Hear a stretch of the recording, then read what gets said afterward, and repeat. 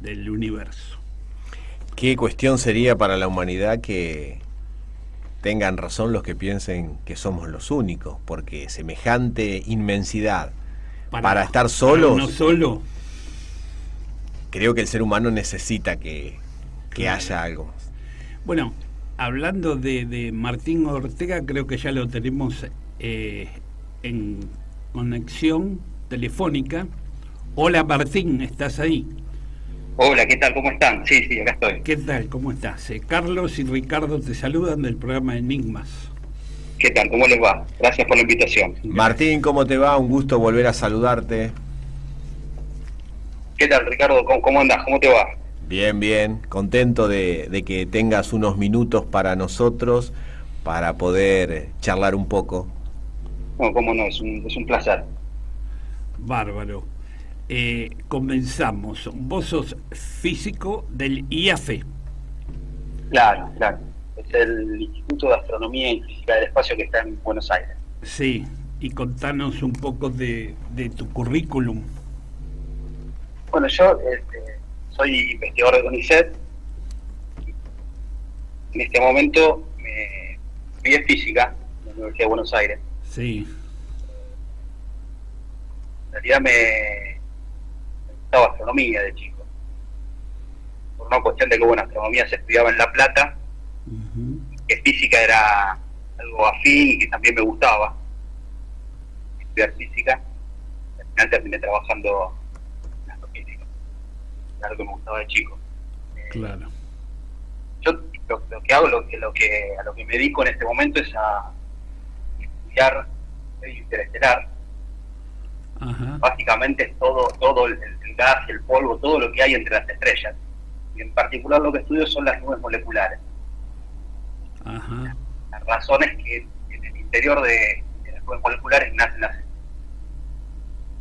Lo que estamos haciendo, lo que hago yo y el grupo que estoy, tratamos de entender cómo es que nacen las estrellas de alta masa. Un tema todavía abierto.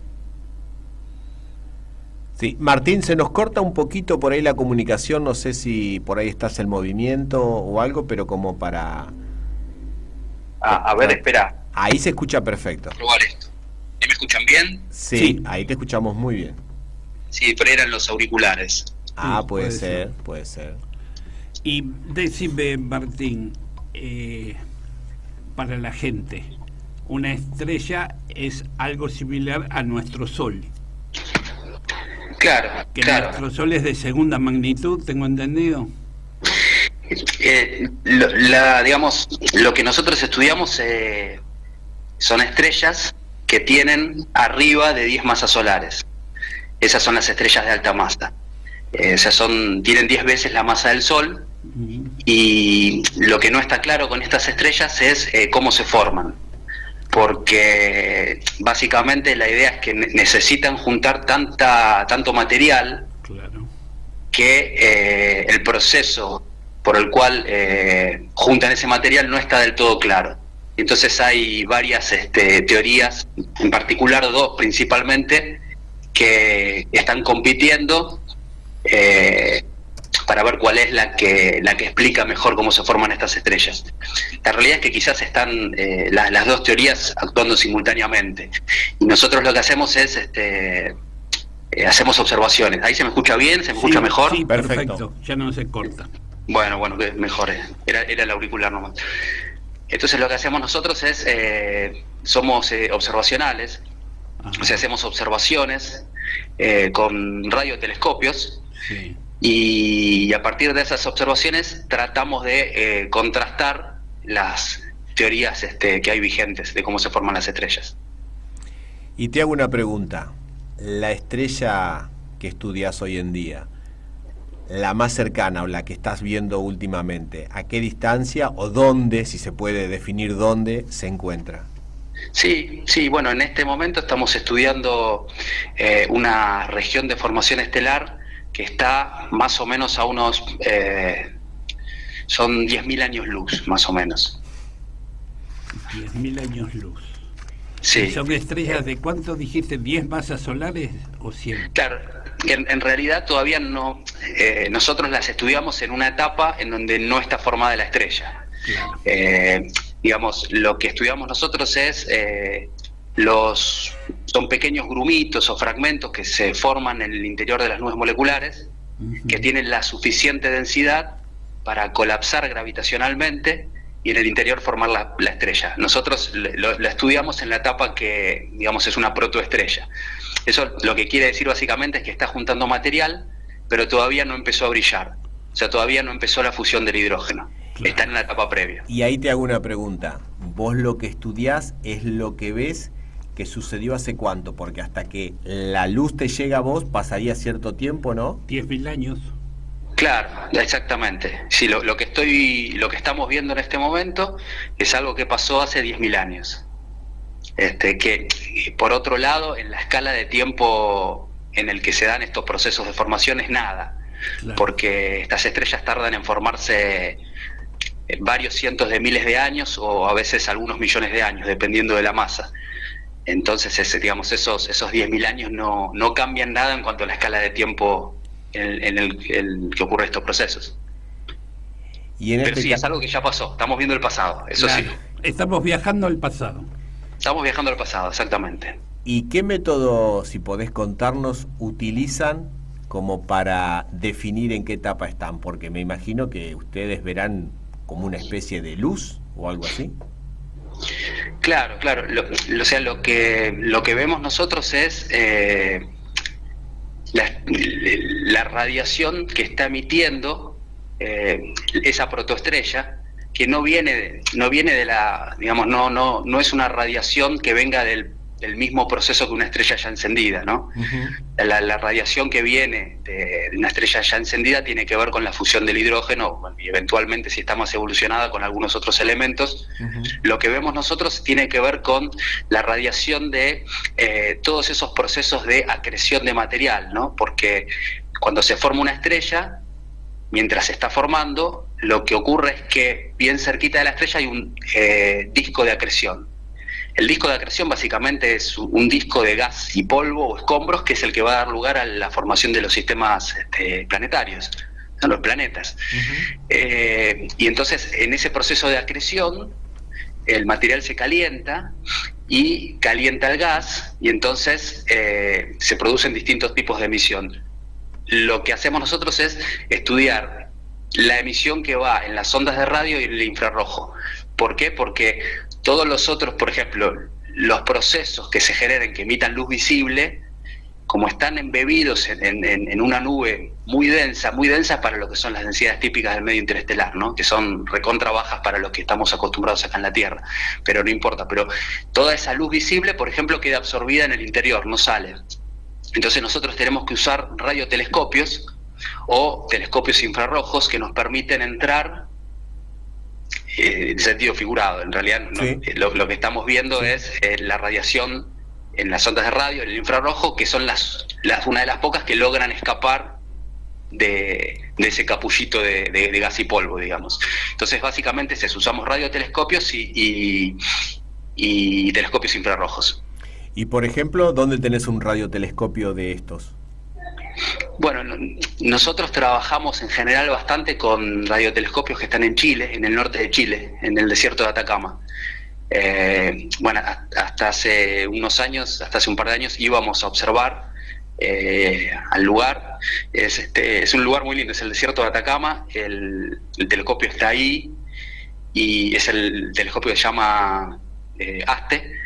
Y está muy cerquita de otro telescopio que por ahí lo conocen, que se llama ALMA, que es un conjunto de 64 sí. Antenas, radiotelescopios, sí. Que es un radiotelescopio que tiene una resolución angular muy alta, entonces permite ver lo que está pasando en una escala espacial muy chiquitita, bien cerquita de la estrella. Y ese telescopio en general no se viaja, uno hace una propuesta y después tiene que trabajar con los datos que se los mandan, pero el otro telescopio, ASTE, el que les hablaba, si uno tiene que ir al lugar y tomar los datos. Entonces hace una propuesta que es evaluada, si es aceptada y tiene suerte, uno viaja al lugar y se trae los datos. Y después el resto del trabajo consiste en calibrar esos datos, analizarlos y tratar de explicar qué es lo que se ve. Pero todo en el contexto de tratar de entender esos modelos que hay para la formación de las estrellas de alta masa. El desierto de Atacama es uno de los cielos más limpios del mundo, por eso están ahí esos dos observatorios, claro. ¿verdad? Exactamente, es un cielo muy limpio, es un cielo con poca humedad. Del lado argentino también hay cielos similares. De hecho, ahora, en realidad hace unos años, empezó el proyecto de instalar una antena, un radiotelescopio, es el proyecto Llama, que yo, digamos, no tengo la certeza de cuándo se va a instalar, pero las piezas de la antena ya están allá, ya están en San Antonio de los Cobres, así que está en proceso de instalación de ese telescopio, lo cual estaría buenísimo que Argentina tuviera un instrumento. Ya lo tiene, de hecho, ¿no? Hace falta cuestiones de infraestructura y de instalación. ¿Qué provincia es? Esto es en Jujuy. Está en Salta, en San Antonio de los Cobres. Salta. De hecho, el telescopio está allá. Claro. Todas las piezas del telescopio, o por lo menos la mayor parte de las piezas están en San Antonio de los Cobres esperando a que se instale, ¿no? ¿Y esto es financiación pública, privada? Es un proyecto binacional que involucra a Argentina y a Brasil. Brasil se pusieron mitad de la plata cada uno. Brasil compró la antena y Argentina es la que se encarga de el resto de las cosas, que tiene que ver con el traslado de la antena, la instalación de la antena, el tema de los suministros eléctricos y ponerla en el lugar, ponerla en el sitio, básicamente. Pero de Brasil no estoy seguro, de Argentina es dinero público, de Brasil creo que principalmente también, pero no estoy seguro si no está el sector privado involucrado también, eso no lo sé. ¿Y por qué un Estado tendría que invertir en estudiar esto? ¿Cuál sería el beneficio o con qué fin? Porque un Estado tendría que poner dinero para investigar estrellas. Sí, como hoy en día todo lo que sea ciencia, y muchas veces ha pasado en este país, a los científicos se los manda a lavar los platos. ¿Cómo es que el gobierno, o será una política de Estado, cómo lo ves vos a futuro tener estos emprendimientos? La semana pasada estuvimos hablando que posiblemente Argentina tenga la posibilidad de tener con el proyecto Tronador la puesta en órbita de satélites, y hoy nos enteramos, gracias a vos, de que estudiamos estrellas en un país que supuestamente tiene tantos problemas económicos.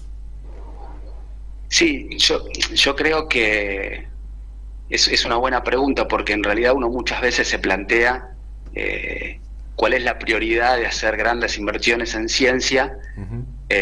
Si el país tiene algunas dificultades, y yo creo que es justamente, o va a ser justamente gracias a esas inversiones en ciencia, que el país va a poder salir de ciertas cuestiones. Lo que yo creo es que un país con dificultades económicas es el que más está obligado a hacer inversiones en ciencia, porque esas inversiones en ciencia son las que le van a dar herramientas y le va a permitir salir de su situación. Alguien decía eso, no me acuerdo, alguien decía una cosa así, pero en realidad es contrario a lo que uno puede llegar a pensar, ¿no? Que es totalmente válido el pensamiento. Uno puede decir, no, ¿para qué se invierte en ciencia si hay tantas cuestiones que resolver antes?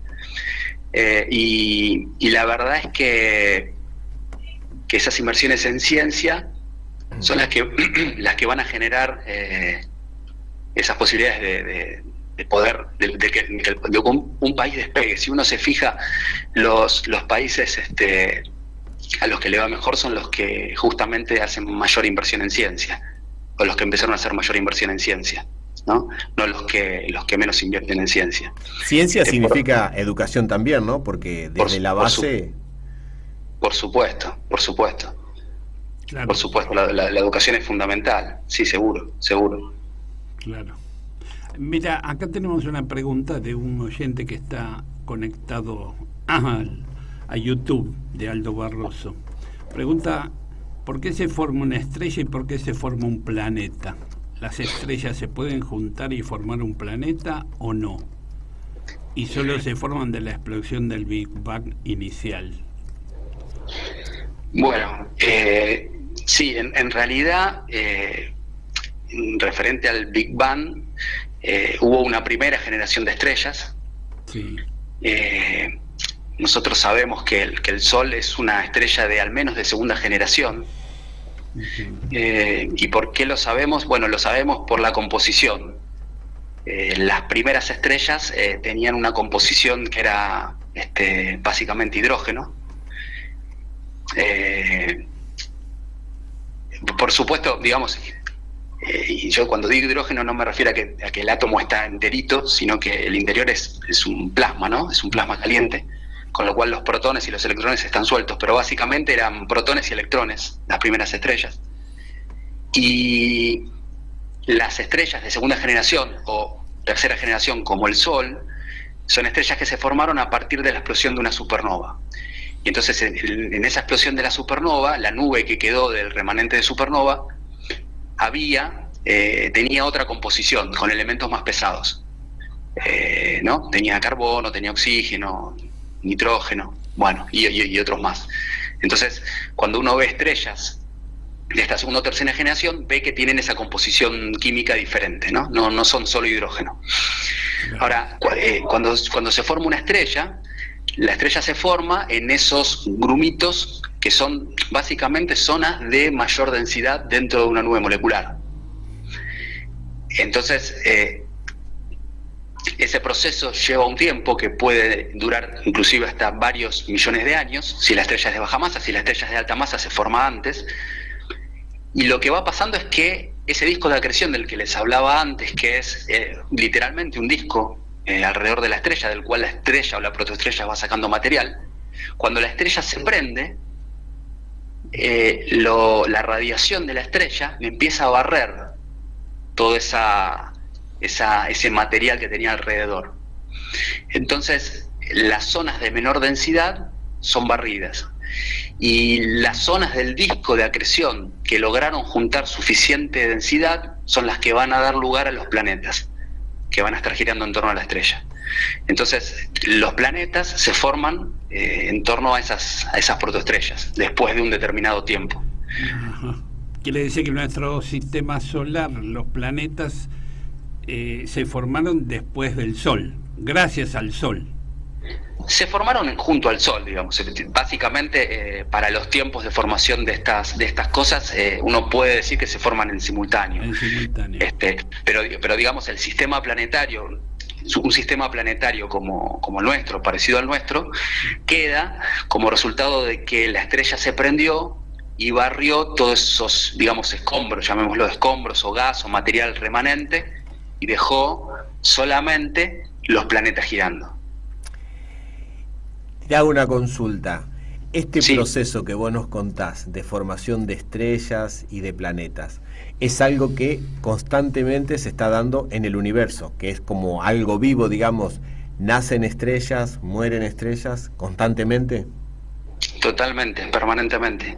Y de hecho, para galaxias más jóvenes que la nuestra o más activas es un proceso mucho más dinámico todavía, pero aún así nuestra galaxia es un proceso permanente. Como decís vos, permanentemente están en nuestra galaxia. La última supernova que vimos fue yo no me acuerdo, hace un par de siglos. No quiero decir un número que no es, pero hace bastante que no se ve una explosión de supernova galáctica.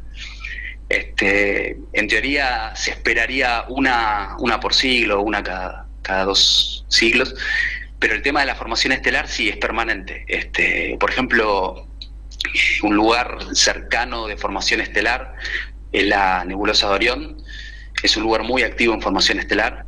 Y es un lugar que se estudia mucho primero porque es activo y después porque está cerquita, entonces se puede ver con buena resolución. Pero como Orión hay un montón de lugares en la galaxia en donde se están formando estrellas. Permanentemente es eso, sí. Y para la gente, ¿qué es una supernova? Una explosión de una supernova.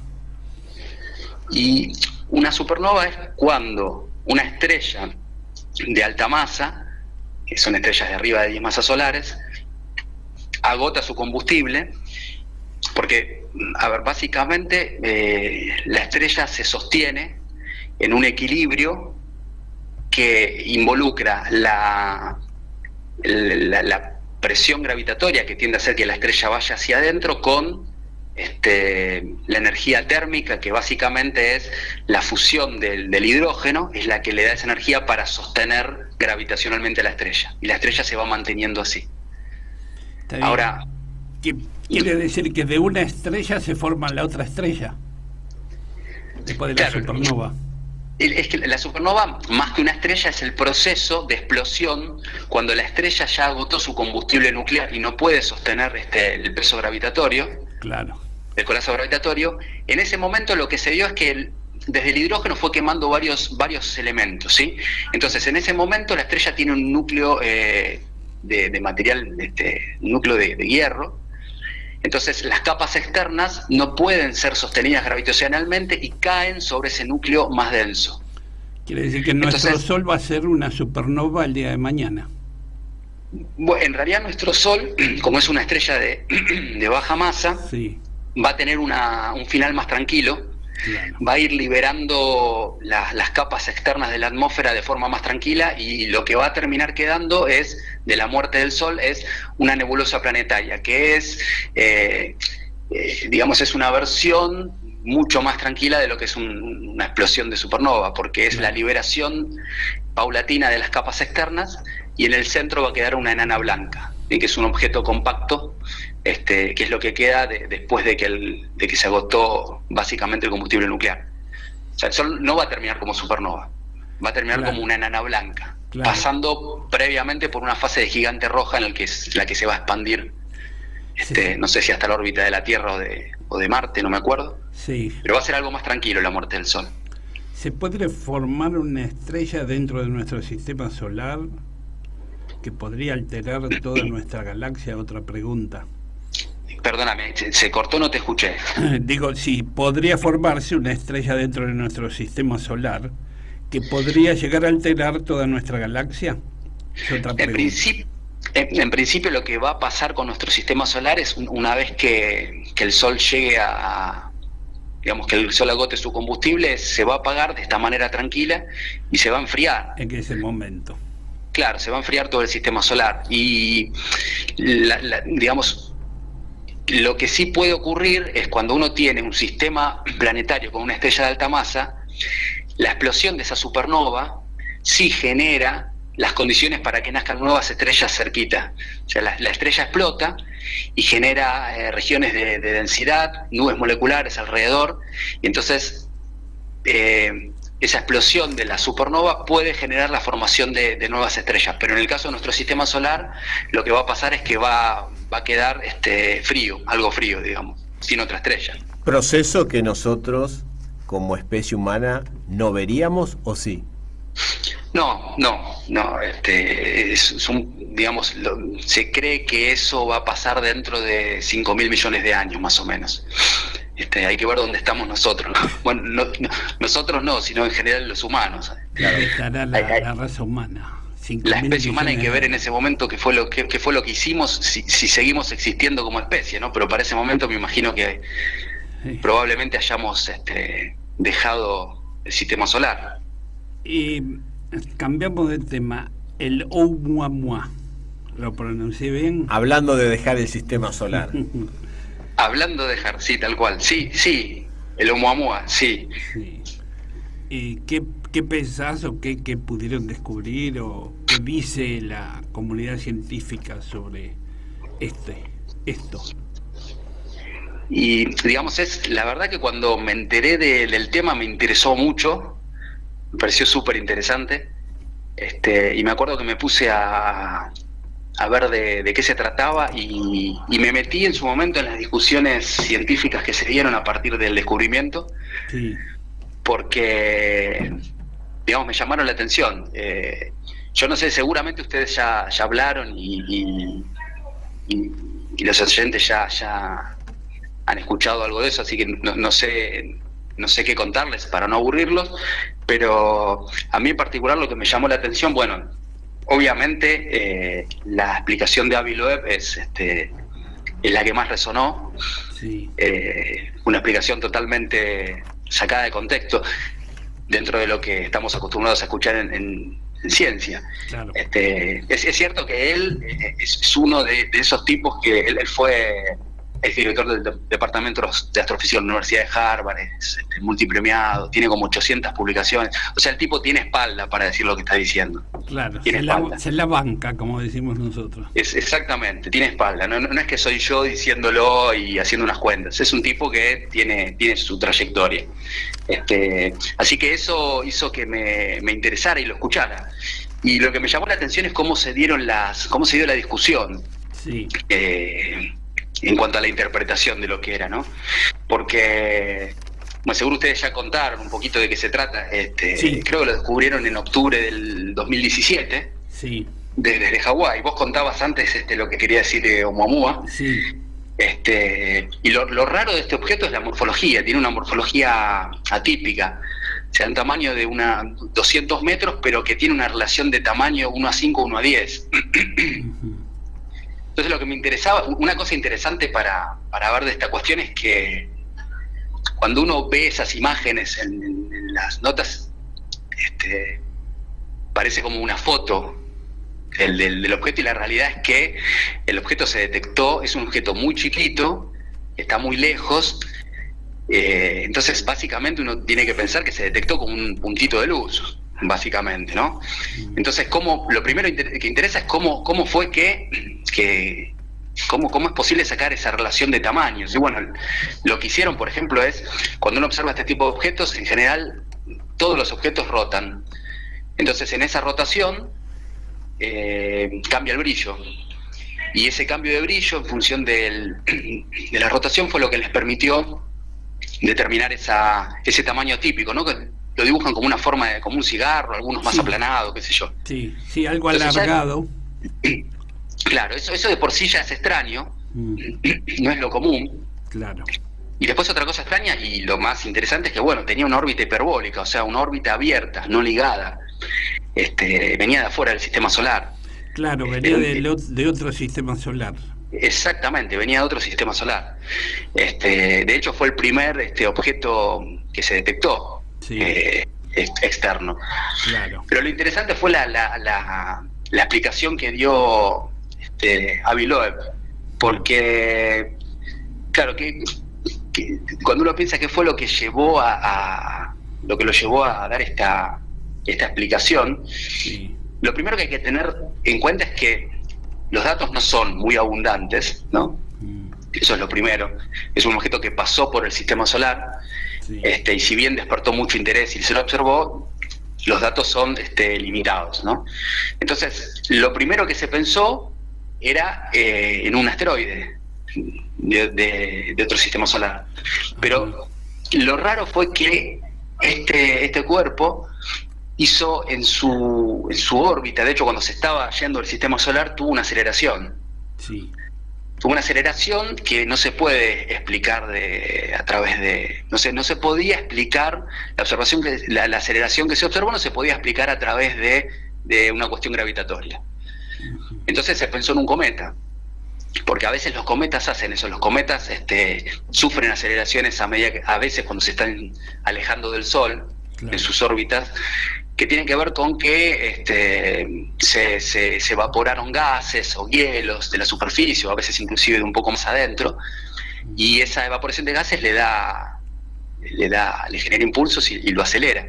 Claro. El tema con este objeto era que, por un lado, la aceleración que se observó era una aceleración suave. Y en general, cuando este tipo de objetos como cometas sufren estas evaporaciones, las aceleraciones son más bruscas, o se le observan cambios de dirección o cambios en la rotación, ¿no? Porque son justamente desprendimientos de gas en alguna dirección aleatoria. Pero parecía que tenía una aceleración suave que lo mantenía en esa trayectoria. Y después lo otro que llamó la atención fue que, claro, cuando se lo detectó, todos los telescopios, todos no, pero digamos muchos telescopios lo seguían. Sí.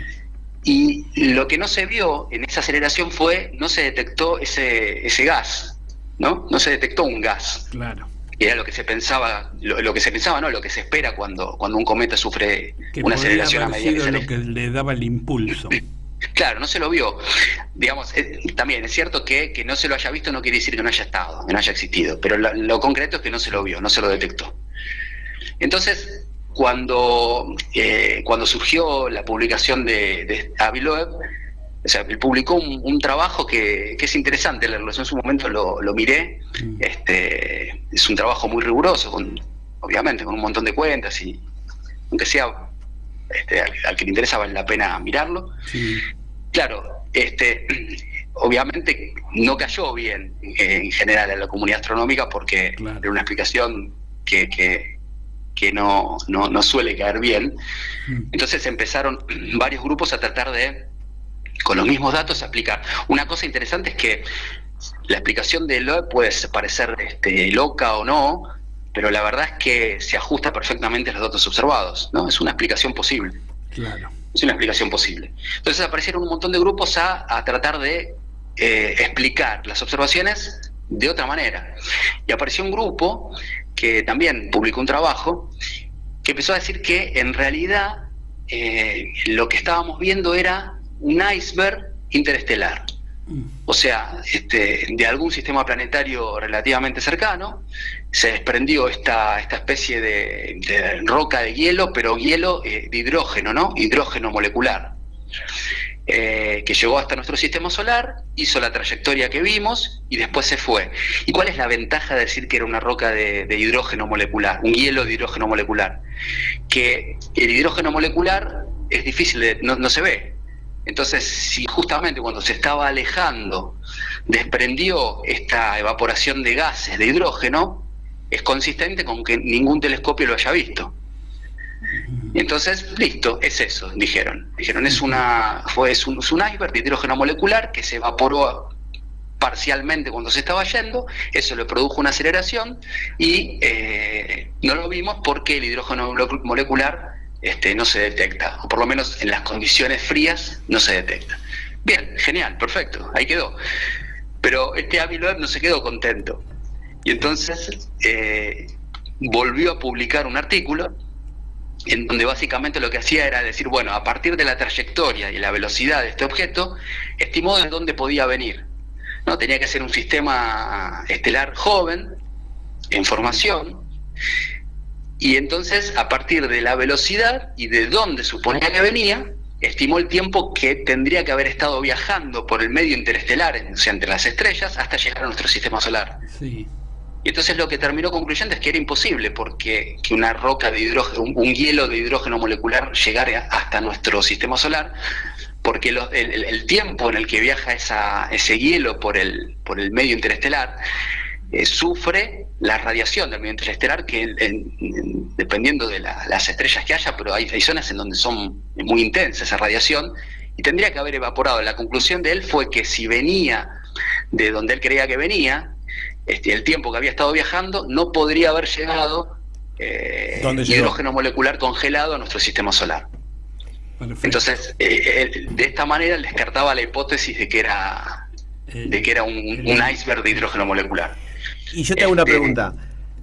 Según los cálculos, o a lo que vos has llegado a saber, ¿este objeto debería reaparecer? ¿Han calculado eso? ¿O es tan larga la trayectoria que nosotros no vamos a volver a verlo, si es que es un asteroide, una roca o lo que sea?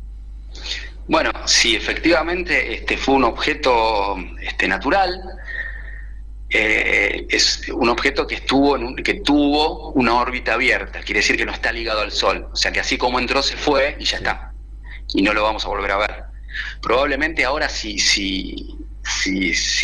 los astrónomos están más atentos, empiecen a descubrir otros, no lo sé, no me acuerdo si había aparecido otro más después, yo no me acuerdo de eso. Que tenga una órbita, ¿significa que está girando alrededor de otro objeto que lo atrae?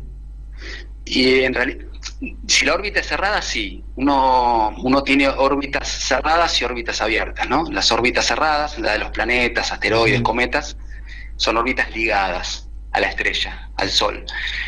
Pero la órbita de este objeto era una órbita hiperbólica, o sea, es una órbita abierta. Así como viene, se va. O sea que, en resumen, en principio no deberíamos volverlo a ver. No es como un cometa que aparece cada determinada cantidad de años, ¿no? ¿Y conocemos algún otro objeto que tenga una órbita hiperbólica? Bueno, por eso te decía yo, este fue el primero, Oumuamua fue el primero. Sí.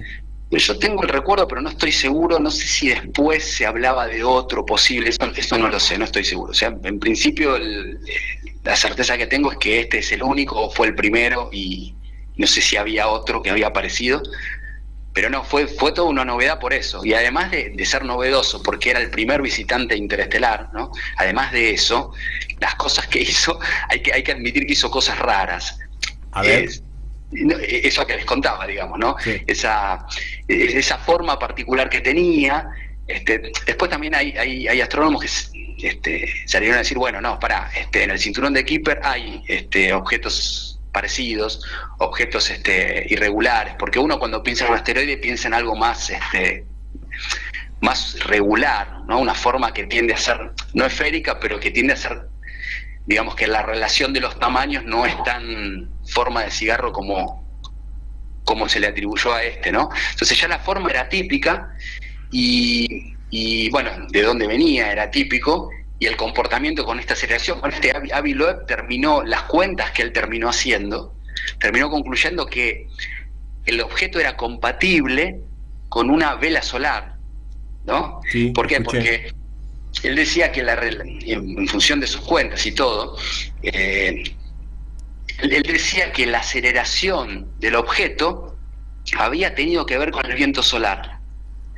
Y según los datos que él tenía, la forma que su explicación ajustara a los datos, tenía que ser un objeto que de grosor o de ancho, yo no me acuerdo ahora, pero era algo extremadamente fino, del orden del milímetro, yo no me acuerdo bien, pero una cosa así era.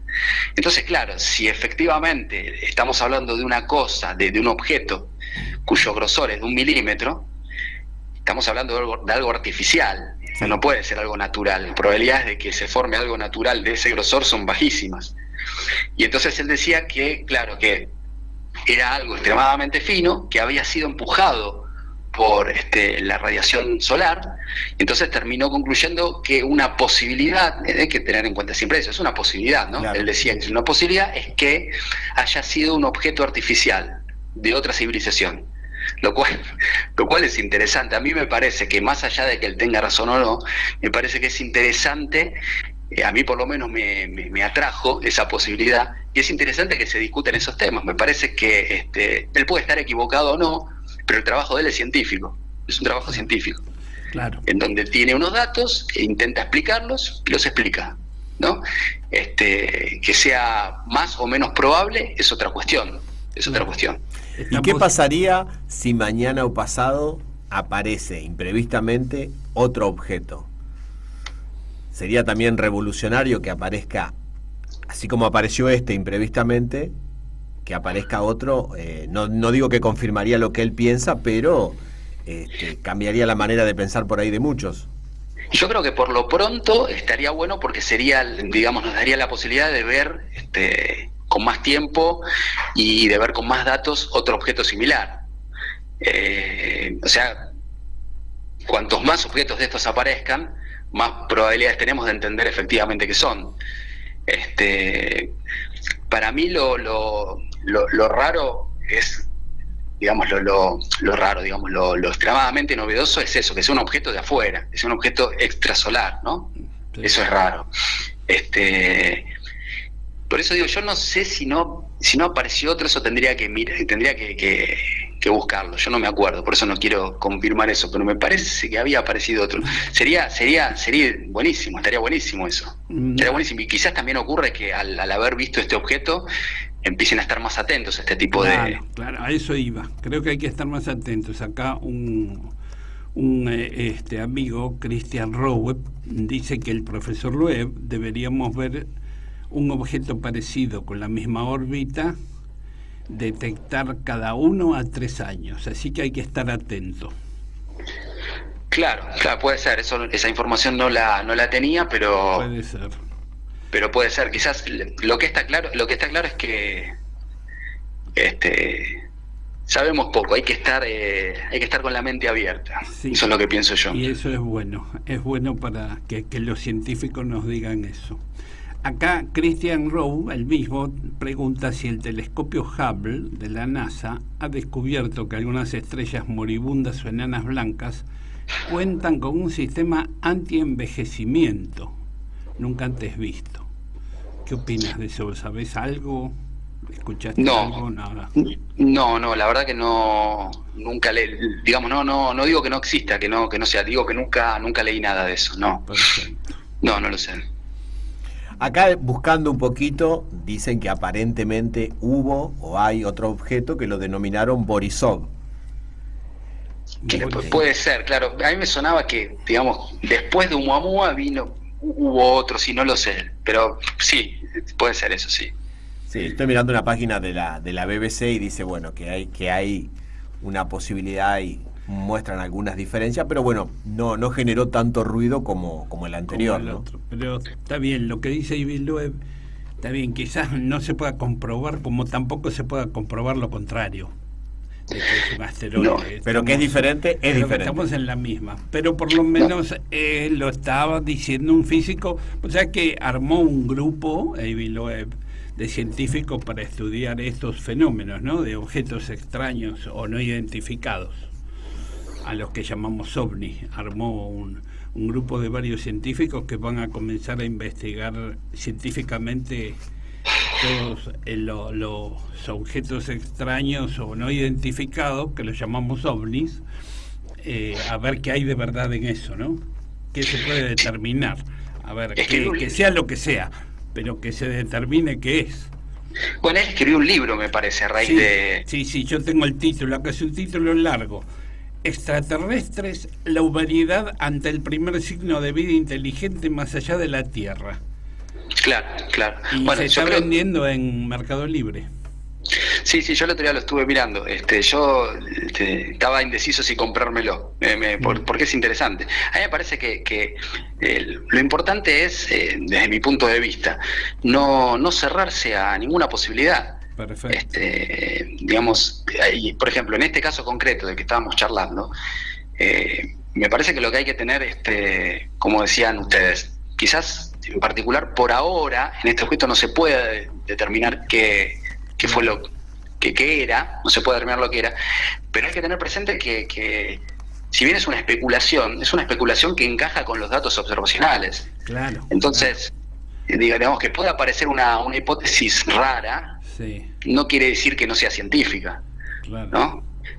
Y yo insisto, me parece que la ciencia, este es mi punto de vista, tiene que siempre dentro del método científico, obviamente, ¿no? Claro. No estoy diciendo nada, sí, pero siempre tiene que tener la mente abierta a este tipo de posibilidades, porque así avanza la ciencia. Desde ya hay muchos lugares que se está tratando de ver si hay vida en otros planetas o en los exoplanetas que se están descubriendo.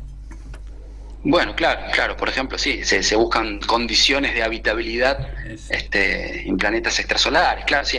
Lo que pasa es que yo creo que la noticia del descubrimiento de vida extraterrestre sería, no sé si una de las noticias más importantes o más trascendentes con las que nos podemos encontrar, ¿no? Obviamente. Sí, yo creo que sí. Sí, me parece que no hay dudas de que sería la noticia. Claro.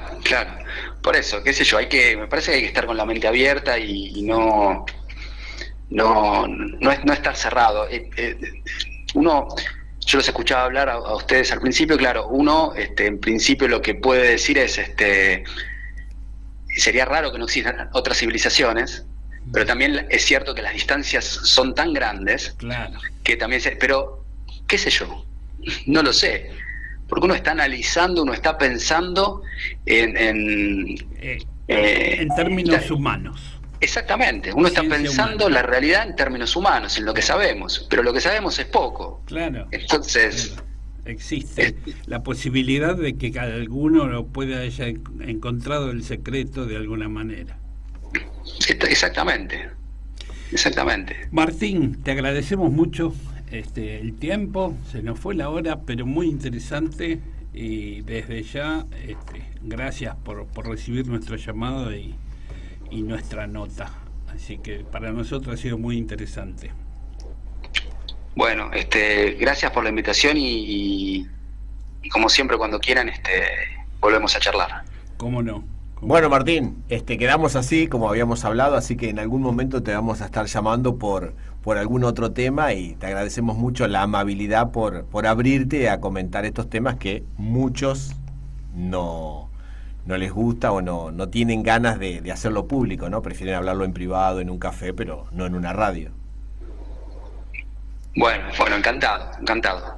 Gracias, Martín. Un abrazo, que anden bien. Hasta luego. Muy interesante la apertura también mental de Martín, de que no dice que no definitivamente, sino que dice, bueno, la mayoría con los que hablamos nos han dicho lo mismo. Ahora tendríamos que encontrar abierto un científico, digamos, que refute a Loeb y que diga por qué no. Entonces tendríamos como los dos extremos. ¿Por qué no? Martín muy abierto, Loeb, bueno, sí, el que investigó y está bueno, difundiendo esta novedad. Así que por ahí, si conseguimos algún científico, ese es tu trabajo de... Bueno, vamos a intentar tratar de conseguir alguno. Porque conseguimos un religioso también con mucha apertura, que lo tuvimos hace unas semanas. Pero hasta ahí, su apertura hasta ahí era, porque él también pensaba que no podía ser que pudieran viajar tantos años luz Bueno, en términos humanos es complicado asimilarlo. Claro, por eso, pero acá Martín te da la posibilidad de que puede ser que otra civilización lo haya descubierto por alguna otra forma. Por ejemplo, algunas de las hipótesis que hay de procedencia del fenómeno ovni, que ahora justamente vamos a hablar algo de eso después de la pausa. Vamos a hablar de una hipótesis de un investigador chileno que me ha mandado un audio y lo vamos a escuchar porque es muy interesante. Vamos a una pausa, Nahuel. Continuamos con Enigmas OVNIs.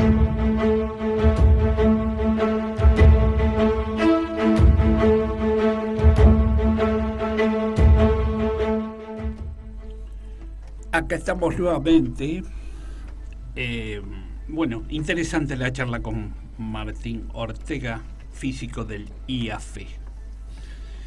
Y hemos hablado de cómo se producen las estrellas y los planetas. Ahora, escuchate, dijo él, 100 veces el Sol. 10 veces. 10 masas solares. Pero debe ser terrible. Imagínate el Sol 10 veces, de ahí para arriba. De ahí lo mínimo que ellos estudian son 10 masas solares. Pero dijo, yo creo que es en una charla que lo escuché, dijo que hasta 100 masas solares. Puede ser. Impresionante. Bueno, el cosmos nunca va a dejar de impresionarnos. Y creo que conocemos nada. Nada. Bueno, ahora vamos a hablar de un compatriota chileno, compatriota de Christian Rowe, que lo debe conocer, a Pablo Zaratemboya, que es un veterinario, que le gusta el fenómeno ovni, investiga, es un buen investigador del fenómeno ovni. Y él tiene una hipótesis sobre cómo se pueden producir los fenómenos de encuentros cercanos con ovnis o con humanoides, llamémosle, y la llama hipersensibilidad neuronal a la hipótesis. Ya el nombre está interesante, ¿no? Me suena a Caravaca. Claro, sí, es una especie de hipótesis psicológica. Como yo estoy haciendo un listado de las posibles, creo que llevo 40 ya posibles hipótesis sobre el origen del fenómeno ovni. Esta es una de ellas, y me pareció interesante que la contara él mismo, la hipótesis esta, que voy a dar un adelanto porque después lo voy a pasar en el programa de Carlos Yurchuk. Creo que tengo que dar la charla de las hipótesis, la segunda parte, la semana que viene. Pero ahora vamos a dar este adelanto, como dimos el de Caravaca la semana pasada, que también era para este programa. Ahora yo tengo más audios de los creadores de las hipótesis que me lo han mandado. Incluso ahora me está por mandar Néstor Berlanda su resumen de su hipótesis, la psicoactiva, porque es por medio de las plantas o de la DMT, ¿no? La dimetiltriptamina. Así que vamos a escuchar, Nahuel, el audio 1 que nos dice Pablo Zárate de la hipersensibilidad neuronal. A ver si Hola Carlos, ¿cómo estás? Te pido disculpas, no te había mandado este audio anteriormente porque realmente he estado con muchas cosas, harto trabajo y estoy construyendo mi clínica veterinaria, así que también ha sido muy agotador. Bueno, mira, para darte un poco el marco teórico de esta hipótesis que tengo yo, que asocia este concepto hacia la biología, donde básicamente explicaría que hay algunas cualidades de algunas neuronas o grupos neuronales que tendrían como estas cualidades especiales que les llamo yo una sensibilidad especial, básicamente porque la neurona es una célula orientada a captar estímulos del medio, procesar información y después devolver información de vuelta y la expresa por otros órganos, ¿no? Pero es básicamente un computador central que recibe info y la procesa. Bueno, estas neuronas o algunas neuronas tendrían capacidades que yo le llamo extra o una hipersensibilidad neuronal, por lo tanto. Ese es un concepto que yo, tratando de explicar esta hipótesis, lo acerqué un poco a lo que podría llamarse biología.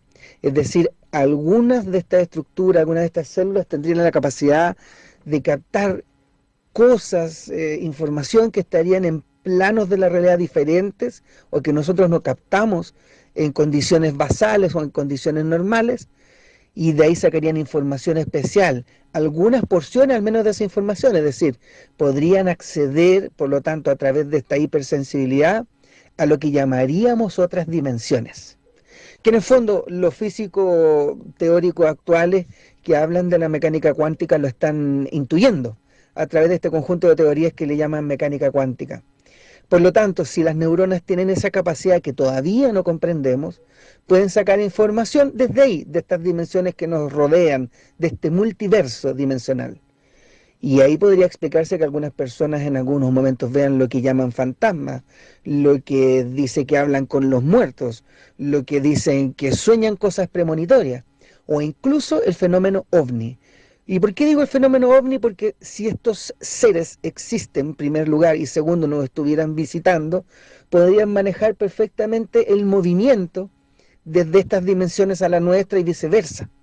Y así también entender que en su biología ya mucho más evolucionada, porque sin duda deberían estar más evolucionados para haber llegado hasta acá, podrían manejar desde el punto de vista biológico y neuronal fácilmente este proceso.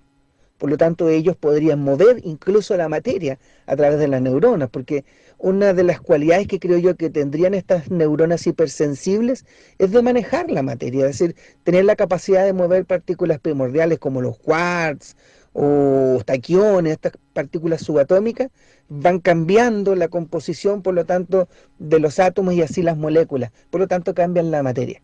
Pero estamos hablando de una cosa hipotética completamente, pero que podría reflejar lo que las antiguas civilizaciones, básicamente los orientales, entienden como mente sobre la materia, que es un dicho muy antiguo, pero que podría tener cierto asidero en la ciencia, al menos en la biología. Es decir, la hipersensibilidad neuronal hablaría de estas neuronas que pueden obtener información de otras membranas de la realidad o dimensiones, y que algunos individuos la tendrían incluso naturalmente desarrollada, otros un poco más que otros individuos, y por lo tanto la buena noticia es que sí se podría desarrollar. Entrenar, como cualquier célula del cuerpo, se puede entrenar. Esto por un lado deja varias cosas, que cualquiera podría llegar a ser una persona como hoy le llamamos contactados. ¿Con qué? No lo sabemos, porque en las otras dimensiones, por lo tanto, podría haber de todo. Pero la buena noticia es que ya no existen los contactados exclusivos o especiales, o profetas, sino que existirían conectados, y cualquiera de nosotros podría ser conectados con esto. Eso es como, no sé si se explica, no sé si me logro explicar, pero esa sería la teoría de la hipersensibilidad neuronal. Te dejo un abrazo, Carlos. Bueno, creo que muy interesante cómo lo explicó Pablo, que su teoría no deja de ser interesante. Digamos que se pueden ver, según él, por un proceso desconocido de nuestras neuronas, se puede llegar a pasar a planos de realidad diferente, como lo marca la mecánica cuántica. Habla de los multiversos, los multiuniversos. Es decir, acá agrupó varias de las hipótesis que yo tengo, la de multiversos, la de mecánica cuántica, la de distintas realidades. Es interesante, es una hipótesis más de la parte psicológica, ¿no? De que estos fenómenos son producidos por nuestra psiquis, por nuestras neuronas.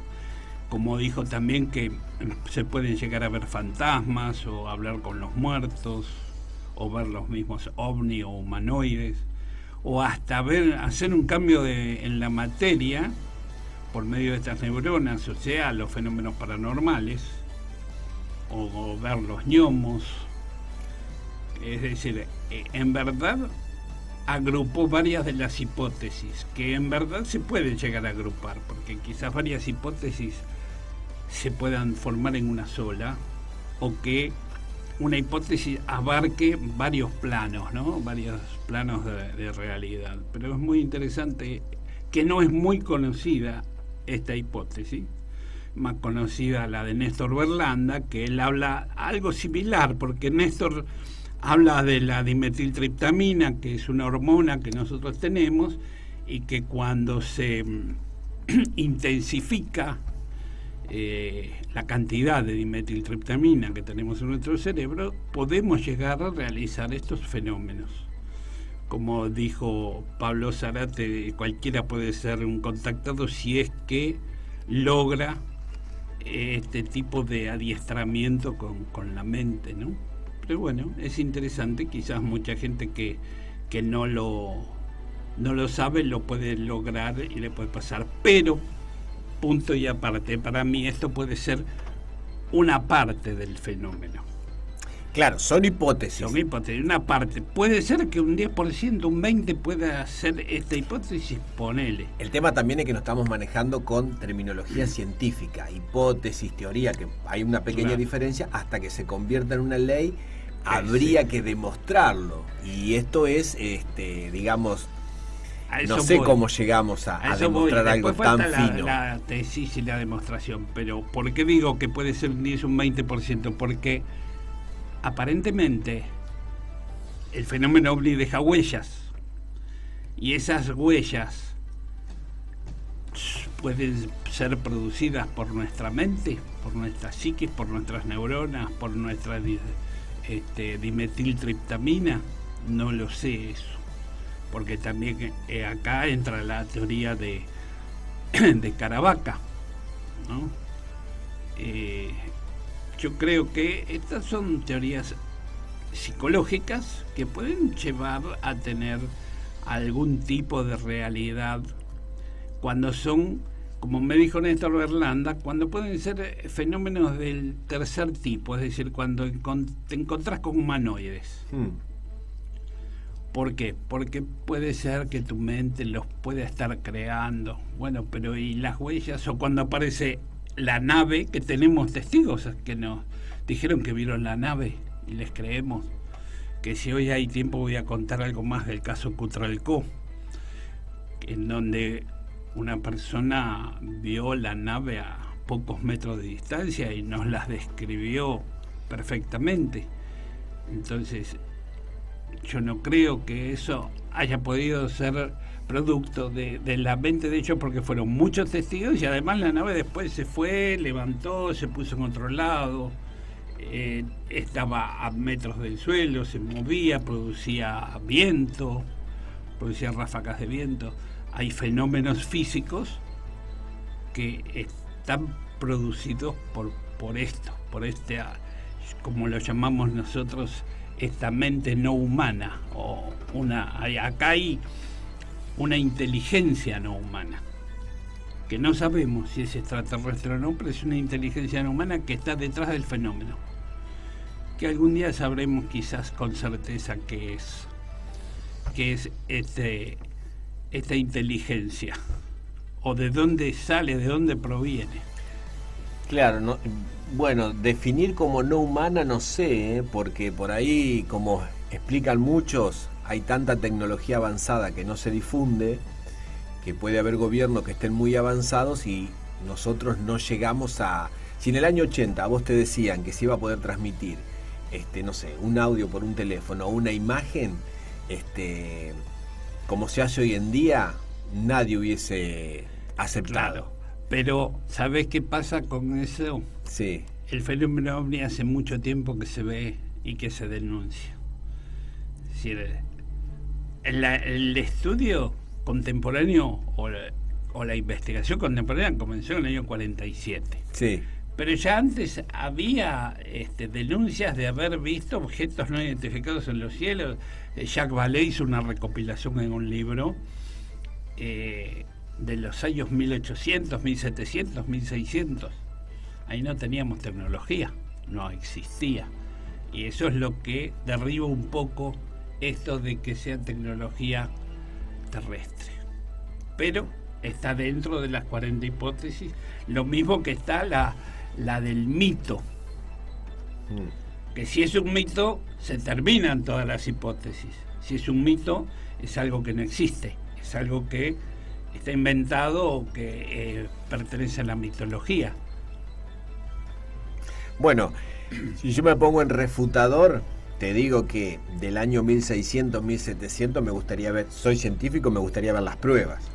¿Qué tenemos para decir que en el 1600 pasó tal o cual cosa? Hay escritos que recopiló Jacques Vallée con otro investigador.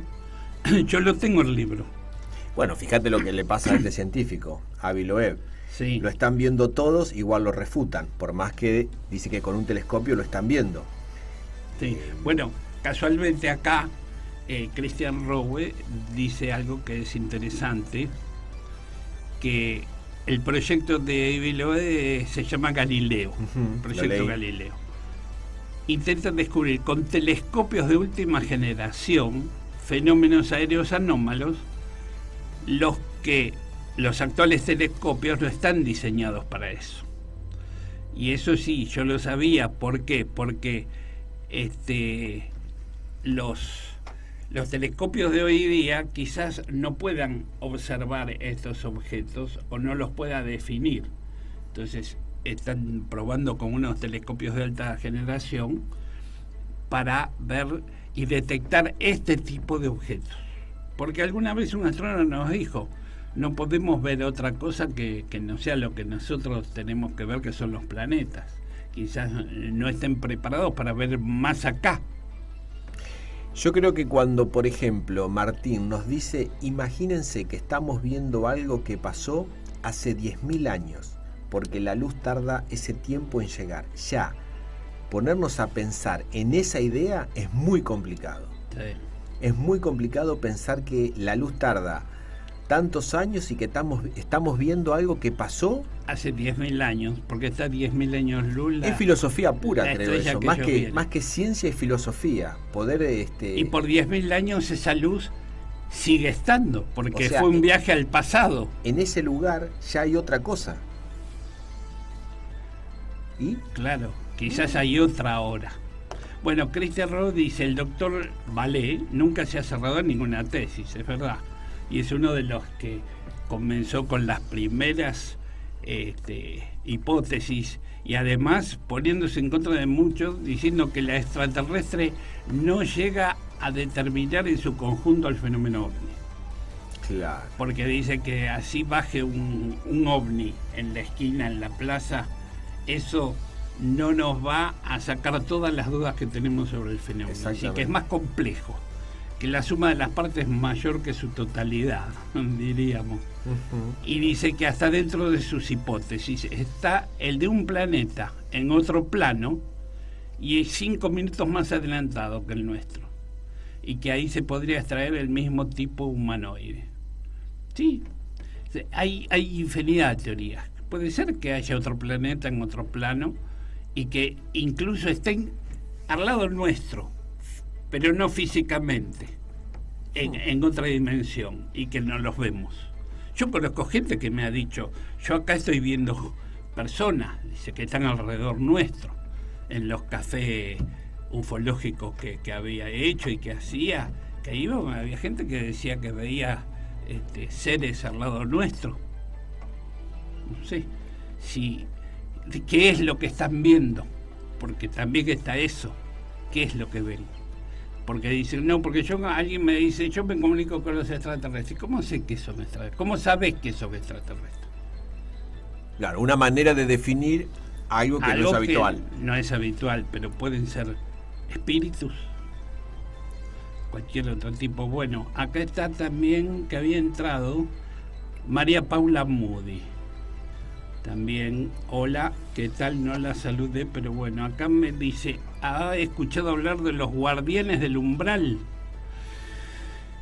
Sí, no sé qué es lo que significa en este momento guardianes del umbral, o qué es lo que quería decir, si son estos seres que vienen a custodiarnos o a que no haya guerras nucleares, porque también a estos ovnis se los ha visto sobre bases nucleares de varios países. Hasta hay quienes dicen que han hecho fallar los torpedos que le podía haber lanzado un avión en Perú y que han dejado sin funcionar. Incluso en otro caso también, que fueron varios torpedos, que creo que eran como 12 que dejaron de funcionar inexplicablemente. Puede ser que sean este tipo de seres que vienen en estas naves a cuidar nuestro planeta. Viendo la serie esta que está en Netflix, el otro día escuchaba a algunos de los personajes que aparecen y escuchaba la misma versión, que nos cuidan, que vienen a ver, que no hagamos más lío. Y la verdad nace de un sentimiento humano de que nos cuiden, porque nadie estuvo con alguno de ellos y le explicó eso. Es una sensación, una percepción, algo que nos gustaría que suceda, pero las matanzas y las cuestiones de guerras que han sucedido en este planeta no parecen ir para ese lado. El mismo virus que estamos padeciendo. Entonces a veces me parece que es como las ganas de que suceda tal o cual cosa que a nosotros nos gustaría, pero es posible, pero es una no lo hipótesis veo. más. Es una hipótesis más que puede ser como igual que todas las otras. Ahora, hay quienes discuten que el fenómeno ovni es negativo y otros que dicen que es positivo. Los que dicen que no es malo porque algunos han fallecido, que estuvieron cerca de las naves, o como el caso de la isla Colares en Brasil, que hubo muertos, pero el caso Sayago, que es una persona de La Pampa que falleció, que aparentemente estuvo bajo la influencia de un objeto y la radiación después le produjo enfermedad terminal. Pero no son los que más prevalecen. Generalmente muchos testigos que tienen contactos del tercer tipo dicen que estos seres les dan información para la humanidad, para que cuidemos el planeta, que es el único lugar donde vivimos, que ellos están cuidándonos para que no hagamos desastres. ¿Te acordás del policía que yo investigué, Sergio Pucheta, en La Pampa? Bueno, apareció después de 15 años, dio una charla en la que yo estuve presente, por suerte, por Zoom, con la señal, con Fernando Silva, y dice que después de todo este tiempo se dio cuenta que tiene mensaje para darle a la humanidad y que lo va a hacer en enero en un teatro de Capilla del Monte. Van a preparar todo para dar el mensaje que él dice haberse dado cuenta del mensaje que le dieron, ahora quizás pudo haber recordado, y que lo va a dar. Así como eso hay un montón de testigos que cuentan lo mismo. Desde hace años, me acuerdo congresos del año 80 que ya había testigos, una mujer que le mostraban primero toda la tierra florecida, los árboles, la primavera, flores por todos lados, y al rato, como si hubiera aparecido la bomba nuclear, toda la tierra arrasada, devastada. Nada. Eso ya del año 80 me acuerdo, de que estaba este tipo de cosas, ¿no? Bueno, acá Cristian dice que viene de la cultura guaraní, que son especies de seres guías. Es otra hipótesis, sí, seguro. Bueno, ahora vamos a pasar a la parte de los fenómenos paranormales. Vamos a hacer todo, mira, pasamos por la ciencia, el Oumuamua, hechos extraños, hablamos de las diferentes realidades, de las hipótesis de los ovnis. Ahora vamos a hablar de fenómenos paranormales. Vamos a pasar por toda la parafernalia de hechos extraños. Tenemos a nuestro amigo Cristian Gómez, Pipo, que trabaja en el hospital, con 2 audios que pudimos conseguir con Marcos Casoli, porque aparentemente ahora empezó a trabajar en el hospital nuevamente, porque había estado enfermo, y aparecieron cosas extrañas, ya ni bien llegó él, ya le contaron. Vamos a escuchar, Nahuel, el audio 3, y después poner el 4. Ponemos los 2 juntos, porque son cortos, pero interesantes. El hospital de General Rodríguez. De otro mundo. Bueno, el grupo JIFE está una vez más con uno de los testigos que siempre vienen al grupo para contarnos sucesos inéditos. ¿A quién tenemos, Carlos, hoy? A Cristian Gómez.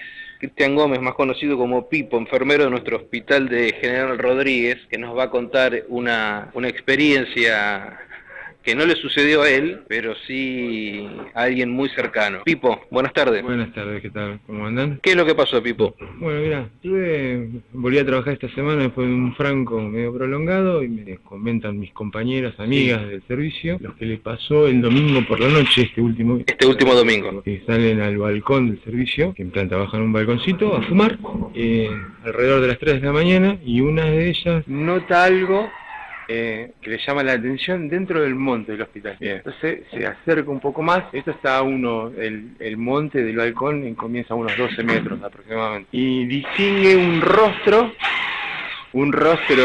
blanco, algo no más de 1 metro, entre los pinos, entre los árboles. Digamos en lo que es llamado el conocido monte del hospital. En el monte del hospital. Ella lo empezó a describir, era una forma humanoide, no más de 1 metro. Sí. Y se queda unos segundos así encombrada esperando, y para ella se mueve este objeto, esta cosa. ¿Ve como un rostro, Pipo? Es más, yo tengo una imagen en el teléfono, no es muy legible, pero ahora después te voy a contar que ella lo reconoció como lo había visto. Y esta entidad, vamos a llamarla de alguna forma, sí, se mueve un par de centímetros desde el costado del pino, que estaba a un costado, hacia adelante. Y había otra chica más ahí, otra compañera, que le dice, fíjate, ¿ves algo, notas algo raro? Y se ponen a mirar y la ven las dos. Cuando esto se mueve, ella se asusta, se mete en el servicio. Sale un rato más tarde, no había nada. Yo vuelvo el miércoles a la noche a trabajar, me relatan esto y salgo a mirar. Me gusta, me llama la atención y me pongo a sacar fotos. Yo con mi teléfono y saqué varias. Y en una, noto en una de las fotos cuando hace su primer flash, me llama la atención ver, parece que veo algo. Cuando estoy controlando la foto, hay un rostro blanco. Se lo muestro a las chicas y me dicen, eso es lo que vimos. Ahí está, tengo la imagen ahí, es una cara redonda, se asemeja a las muñecas de porcelana. Es una cara blanca. Pipo, o sea, vos tenés fotografiado lo que anteriormente estas dos muchachas pudieron ver en el monte del hospital. Sí, lo tengo ahí en una foto. No es con la mayor nitidez, era tarde, teléfono común, pero sí, se nota, tiene los rasgos. Es lo que ellos vieron. Ahí estático al lado de un pino. Y después hay otra fotito más, en esa estaba revisando, buscando lo mismo y me encontré con otra imagen, que después te voy a mostrar. A mí me hizo acordar a un diablo. Wow. En el mismo monte, cerca de donde estaba esto, están sus ojos, se ve su nariz puntiaguda y hasta los cuernos. Están ahí. Hay una mano también, está ahí. Impresionante. Bueno, Pipo, muchísimas gracias y con tu permiso vamos a subir las fotos a la página del grupo. Sí, no hay problema. Ahora te las paso enseguida, te muestro porque hay que ampliarlas, pero sí, están ahí. Bueno, muchas gracias, Pipo. A ustedes por invitarme. Producciones MC. Enigmas, un programa de otro mundo. Otra nota para Jife con el testigo del enfermero del hospital, Cristian Gómez, que nos va a hablar de otro fenómeno que ocurrió en el hospital, que lo llamamos orbes. Bueno, esto sí lo viví yo, fui testigo presencial, conozco el fenómeno orbes, sé de qué se trata, estaba en el mismo lugar de la nota que te comenté anterior, sentado hablando por teléfono y distingo a unos 50-60 metros míos dentro del monte del hospital un orbe. Lo que sí me llamó la atención era que este orbe se desplazaba de frente a mí de derecha a izquierda y a su vez giraba sobre sí mismo. Se veía como si una lamparita, una linterna haciendo el juego y desplazándose. Y segundos después, un segundo orbe, hacia la misma dirección, siempre. Tenía desplazamiento y giro. Que eso lo he visto en fotos, he visto filmaciones, pero nunca he visto el movimiento. Nunca vi moverse uno así de esa manera. Y tiene giro. ¿Y se desplazó cuánto? Y 250 metros. Bastante. ¿Fue la única vez que viste eso? Sí, en esta he visto orbes. He sacado fotos, he filmado y he visto, pero nunca con movimiento. Y unos días antes también habían visto algo unas enfermeras, ¿era? Sí, también ellas ven, se ven cosas, se escuchan cosas raras ahí. Una de las cosas que no te conté, Marcos, en la entrevista anterior, fue yo una vez visto la foto, la del rostro blanco. Ajá. 2 horas más tarde, después de sacarla, decidí meterme en el monte del hospital y estuve unos 15-20 metros adentro, todavía oscuro, sacando fotos, no vi nada, pero sí oí pasos adelante, pasos atrás mío. ¿Corpóreamente, Pipo, sentiste alguna especie de frío, calor? Yo, desde hace ya varios años, yo sé cuando alguien me mira, me doy cuenta, lo presiento, estoy de espalda, y sí, todos los días, en realidad todas las noches siento mirada, alguien está mirando, alguien está observando. Sentí y como mis observado. Compañeros ahora dicen que ellas se sienten observadas cada vez que salen a este balcón, a este patio. Y ellas habían visto también una especie de orbes, una noche de tormenta había sido. De tormenta, sí, justamente la mayoría de estos fenómenos pasan cuando está así tormentoso o está por llover. O hay tormenta eléctrica. Cuando hay tormenta eléctrica vemos hasta sombras caminar adentro del servicio. Pipo, ¿hay un horario, más o menos, una franja que vos podés decir, sí, 3 horas, o de las 2 de la 1 de la madrugada, de las 12 de la noche? ¿Ahí hay una franja? Hay un horario específico en el que se notan más. Ajá. Se notan todas las noches. Luces, ruido, sombra, pero entre las 3 y en 3:15 de la mañana es cuando se hacen más evidentes y es más, se pueden ver y sentir más. Se sienten más ruidos. En ese horario. En ese horario. ¿Tuviste algún tipo de estadística de que esos fenómenos se ven cuando fallece algún paciente? Aún no ocurrió. La verdad no me puse a investigar, a sacar cuentas, pero sí. Ha habido casos, he sido también testigo de tener el premortem, cosas que se caen, que se mueven, y después fallecido también cosas que se han movido y no deberían. Bueno, muchas gracias por tu testimonio y vamos a tener que investigar si llega algún día al hospital. Gracias, Pipo. No, gracias a ustedes. Producción Grupo Jefe de General Rodríguez.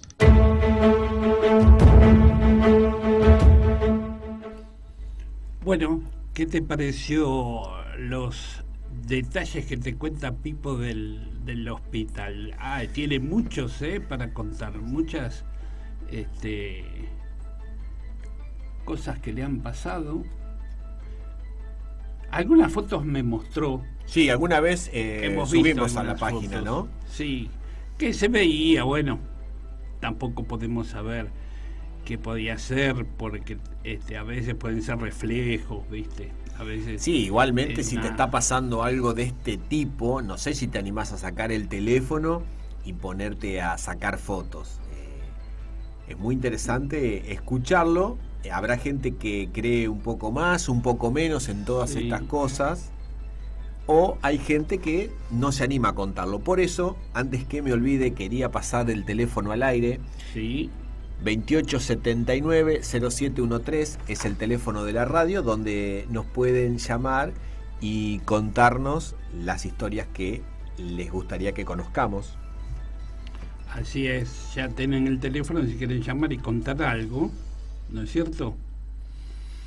Queremos agradecer, bueno, a la gente que nos está escuchando, a Cristian Rowe, María Paula Moody, Patricia Paz, Esteban Lingeri, Aldo Barroso. Queremos darles las gracias. Ya nos falta poco para terminar el programa. Creo que ha sido bastante interesante hasta ahora con esto que pasa en el hospital. Este es el Hospital Zonal de General Rodríguez. Creo que es interzonal. Interzonal, sí, porque de Luján y de Moreno vienen acá y se llama Vicente López y Planes. Un hospital viejo, una construcción vieja. Que tiene varias manzanas, tiene muy un bosque grande adentro. Sí, un monte, digamos. Supuestamente el monte fue diseñado por el paisajista Thais, tan famoso. Eso es lo que tengo entendido, digo, no lo he chequeado, pero así se corre el rumor. Es un lugar muy frondoso, muy lindo. Y bueno, surgen estas historias que a más de uno le interesan, otros no le darán crédito. Yo creo que siempre hay algo, ¿no? Que se nos escapa de los sentidos, como hablábamos hoy. Claro. No todo lo podemos explicar con una ecuación, como le gusta a los científicos. Hay otras cosas rondando que...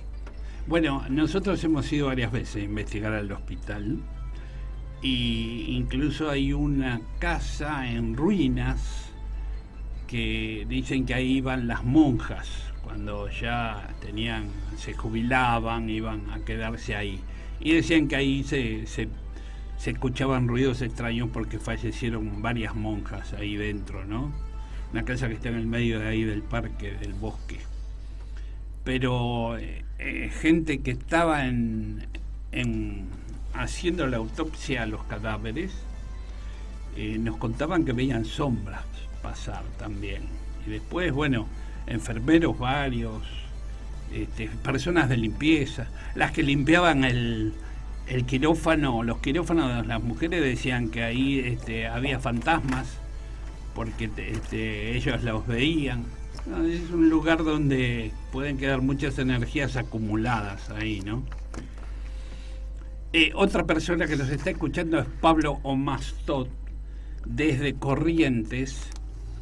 saluda a todo el equipo y mañana a las 22 vuelve a pasar el programa en OVNI Radio, ovniradio.com.ar. Él hace, nos pasa los programas al otro día, los días jueves, a las 22 horas, en la página de www.ovniradio.com.ar. Somos difundidos en el interior. Exactamente, nos difunden en Corrientes. Allá va Radio Atilra. Yo lo que quería era leer una nota que me pareció interesante hoy, que me mandó Elizabeth Santana. La señora oyente de Neuquén. De Neuquén, de Cutralcó. Hoy miércoles 15 de septiembre a las 8 de la noche, que serían creo que las 12 de la noche de acá, el Falcon 9 de SpaceX lanza con éxito la misión Inspiración 4, el primer vuelo espacial humano totalmente civil del mundo, en órbita desde el histórico complejo de lanzamiento 39A en el Centro Espacial Kennedy de la NASA en Florida. Aproximadamente 3 días después del despegue, Dragón y la tripulación del Inspiration 4 aterrizarán en uno de los posibles sitios de aterrizaje frente a la costa de Florida. Sigue el viaje de Dragón en el rastreador de arriba mientras la tripulación del Inspiration 4 orbita la Tierra aproximadamente cada 90 minutos. Está comandado por Jared Isaacman, fundador y director de Shift, y un piloto y aventurero consumado. Junto a él se encuentra la oficial médica Hailey, asistente médica, sobreviviente de cáncer pediátrico, el especialista en misiones Chris Zembrowski, veterano de la Fuerza Aérea e ingeniero de datos aeroespaciales, y el doctor Sian Proctor, geocientífico, emprendedor y piloto capacitado. ¿Por qué eso? ¿Por qué se realiza esta misión? ¿Cuál es el objetivo? A ver. La misión Inspiración 4 es parte del ambicioso objetivo de recaudación de fondos para dar esperanza a todos los niños con cáncer y otras enfermedades potencialmente mortales. Visite el Hospital de Niños Jude para saber cómo puede ayudar al equipo de Inspiración 4 a alcanzar su meta de recaudación de fondos. Estudiar el cuerpo humano en el espacio. Durante su viaje de varios días en órbita, la tripulación llevará a cabo investigaciones científicas diseñadas para promover la salud humana en la Tierra y durante futuros vuelos espaciales de larga duración. El Dragón está viajando a un apogeo de aproximadamente 575 kilómetros, volando más lejos que cualquier vuelo espacial humano. Desde las misiones del Hubble, la nueva cúpula de observación de la cúpula de Dragón es la ventana del espacio contiguo más grande jamás volada, diseñado, probado y calificado para volar en 6 meses. Reemplazó el mecanismo utilizado en el vuelo anterior del Dragón al acoplarse de forma autónoma a la Estación Espacial Internacional. El domo de observación se sometió a un extenso proceso de calificación que incluyó entornos térmicos, de vibración estructurales y de ciclo de vida para verificar su capacidad. Así que se lanzó el Dragón de SpaceX, la misión Inspiración 4. Civiles son. Son civiles. Y están haciendo estudios de cáncer en los niños para por eso esa misión es para ver cómo pueden con la medicina poder ayudar a estas enfermedades en el espacio, si es que ahí pueden llegar a encontrar la cura. Interesante, ¿eh? Interesante, siempre que sea para bien. Sí. Lo más llamativo me parece a mí que viajen civiles. ¿Cómo se preparan? Y están preparados, los habrán preparado durante tiempo. ¿Cómo ha cambiado esto, no? Porque hace un tiempo eran solamente, no sé... Sí, son 4. Están las fotos y todo de... No lo he visto todavía, tendríamos que ponerlo en la página, ¿no? Sí, de las 4 personas que van a viajar. Muy interesante. Bueno, ¿qué nos queda? Nos quedan 10 minutos, no vamos a poder dar el caso de Cutralcó, pero lo que podemos hacer es, les voy a comentar algo que pasó en ese caso. En el caso Cutralcó, que fue el 11 de agosto del 95, que fue en Neuquén, y que hubo un avistaje de varias personas que vieron un objeto que se posó en 2 lugares, en el barrio Jara de Cutralcó, Jara Retamal, y el día 29, es decir, 18 días después, a Cutralcó llega a la ciudad una comisión de Gendarmería Nacional al mando del oficial de inteligencia, segundo comandante don Ramón Osvaldo Quiroga, y el encargado de dicha área, el suboficial mayor Luis Desiderio Codoseo. Es decir, estos son los nombres de los gendarmes que llegaron a investigar los casos que hubo en el mes de agosto en Cutralcó, porque tenían que hacer un informe de inteligencia, les habían mandado a hacer. Quienes proceden a investigar los casos ocurridos en Cutralcó en el mes de agosto del 95. Entrevistaron al camarógrafo Enrique Taboada, al testigo bombero voluntario Sergio Parada, al señor Luis Alberto Luna, director del Canal 2 de Cutralcó,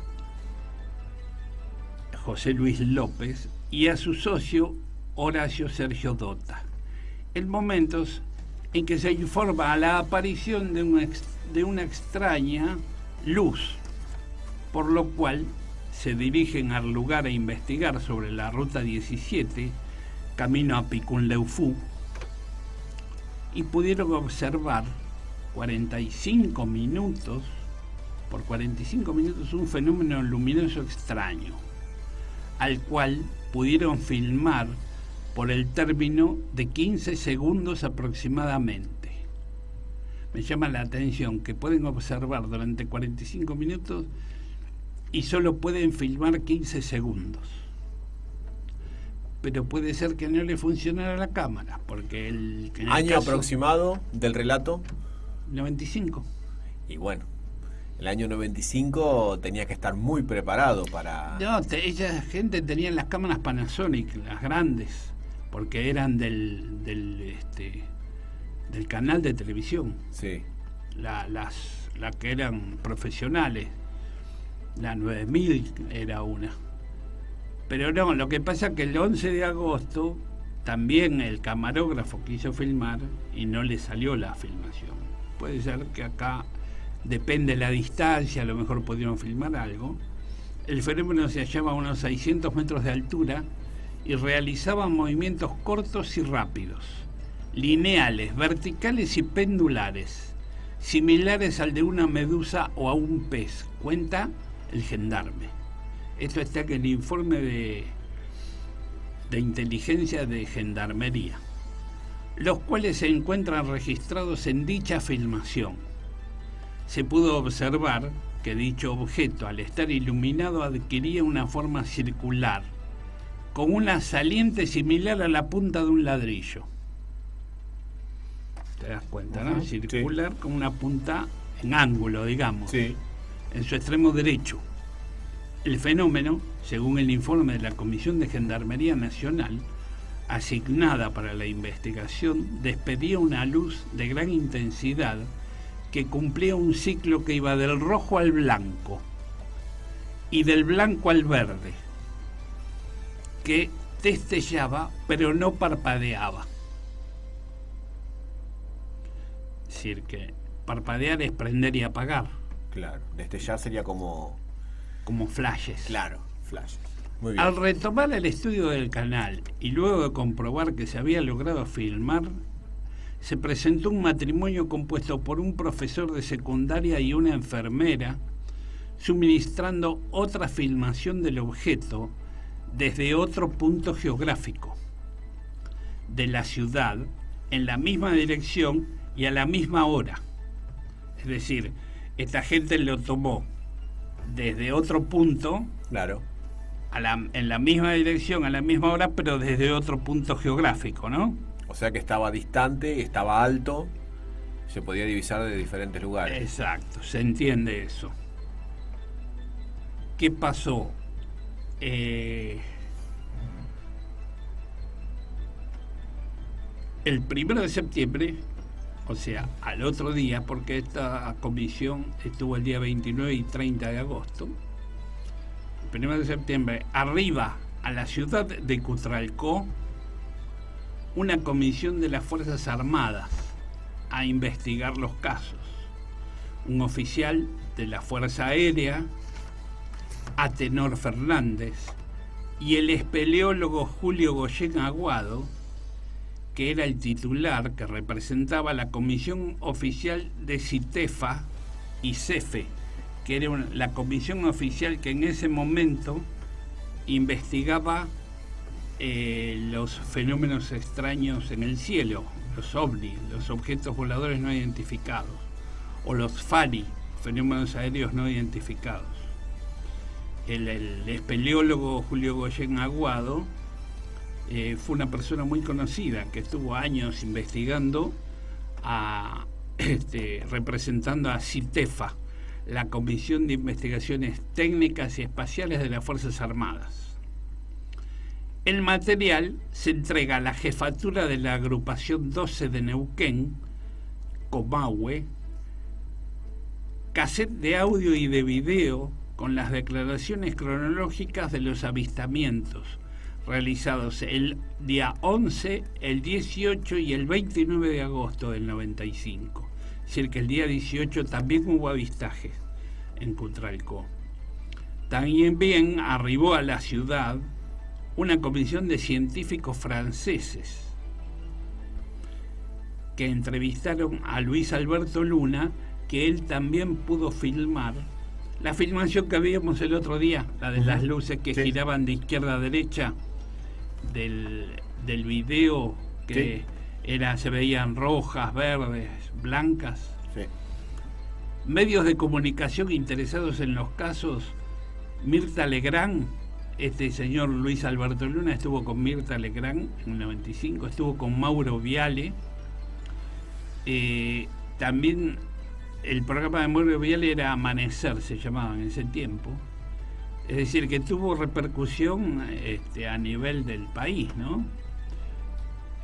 También se interesó por estos casos la Universidad de Santa Fe, la Universidad de Ramallo, la Televisión de Venezuela, la televisión del Canal 3 de Boulogne-sur-Mer, Francia, y el señor Rolando Merelles de Australia. Todo esto está en el informe de inteligencia de Gendarmería Nacional sobre estos casos. Y yo te decía que el día 18 hubo otro avistaje. Fue una aparición nuevamente de 4 ovnis. El periodista de IBC, Ingeniería en Videocable, Ricardo Astorga, quiere filmar los objetos que está viendo, pero le es imposible porque se le paraliza la cámara. Otro caso. Era una flotilla de 4 naves que dejaban unas huellas circulares con profundos surcos. Estas huellas fueron investigadas por la Fuerza Aérea Argentina. Dichos objetos emitían luces de color verde, rojo y blanco, que son los colores que nosotros veíamos en la filmación. Realizaban vertiginosos desplazamientos verticales y horizontales. No se pudieron fotografiar ni filmar por los testigos. También hubo efectos electromagnéticos en los motores de los autos cercanos. lo que suele suceder, ¿no? Con los efectos electromagnéticos del fenómeno ovni, que hace parar los autos, generalmente los que son nafteros. El personal del servicio meteorológico de Cutralcó en ese momento, porque en ese momento existía el servicio meteorológico en Cutralcó, ahora no está más, porque estamos queriendo averiguar sobre el día del 11 de agosto cómo, qué era lo que nos decía el servicio meteorológico, si había fuertes vientos o no, si había tormenta. ¿Se puede averiguar ese dato? Sí, hay que pagar no sé cuántos euros para poder conseguirlo. Sí. Bueno, se pudo observar el fenómeno y dio alerta a los medios. Es decir, que desde el servicio meteorológico dieron alerta a los medios porque ellos también vieron el fenómeno. Así que, como te estoy diciendo, el día 11, el día 18, el día 29... hubo avistajes en Cutralcó, a 200 kilómetros de Bariloche, que fue el 31 de julio, es decir, 11 días antes. Pero el día 2 de agosto también encontré referencias de que hubo avistajes en Rincón de los Sauces, que está también en la zona de Cutralcó y de Bariloche. Un operador de planta secundaria de bombeo de Puesto Hernández, un tal Alonso, informó que vio un aparato junto a un compañero de trabajo alrededor de 5 minutos. Era una especie de reflector, dijo Alonso, que tenía un haz de luz muy intenso hacia el centro del aparato. Otra testigo, Noelia López, asegura que el objeto se acercó al patio de su casa. Lo describe con una luz muy intensa blanca y en el extremo izquierdo tenía una luz verde más pequeña. Era color gris, muy bonito, y aseguró que no poseía ventanillas. Según se supo, aproximadamente una hora antes de la aparición del objeto, se produjo una interrupción del servicio eléctrico. Nuevamente, otra vez, estos son hechos que generalmente ocurren, como sí, que las máquinas no pueden filmar o sacar fotos, o se corta el suministro eléctrico. Son hechos que generalmente ocurren cuando ahí está el fenómeno ovni cerca, ¿no? Otro testigo, Alfredo Hernández, aseguró que vio el objeto y corrió a buscar la cámara. Le avisó a un amigo para que lo viera. Era un plato redondo y gris que despedía luces de todos los colores, aunque la que más se notaba era la de color blanco. Bueno, aquí, y después lo del 11 de agosto, como te dije, que fueron 2 aterrizajes que tuvo. En el segundo cuasi aterrizaje, cuasi porque nunca aterrizó, siempre estuvo a 2 o 3 metros del piso, bamboleándose, sí, el objeto. Se coloca sobre una bomba de petróleo, justamente como el caso del 2 de agosto, y cerca de una torre de alta tensión. Se corta la luz también, y un transformador que había ahí corta la luz en la zona. La familia Luna logra filmar unas luces de colores que giran de izquierda a derecha. Hay un efecto electromagnético sobre el automóvil donde iba el camarógrafo de Canal 2, Enrique Taboada, quien filma con su cámara, pero solo aparece estática en su filmación. Como una interferencia. Todo lo que filmó hizo interferencia. Bueno, por lo menos ahí hice el resumen del caso Cutralcó. Creo que espero que les haya gustado. Año 95 siempre. Año 95, sí, exactamente. Fue un caso muy conocido. Ya ves que tuvo repercusión en todo el país. Y afuera. Y afuera también, hasta de Francia. Dicen que vinieron gente de Francia. Y de Venezuela leíste. Y de Venezuela, la gente de Francia vino a investigar. Así,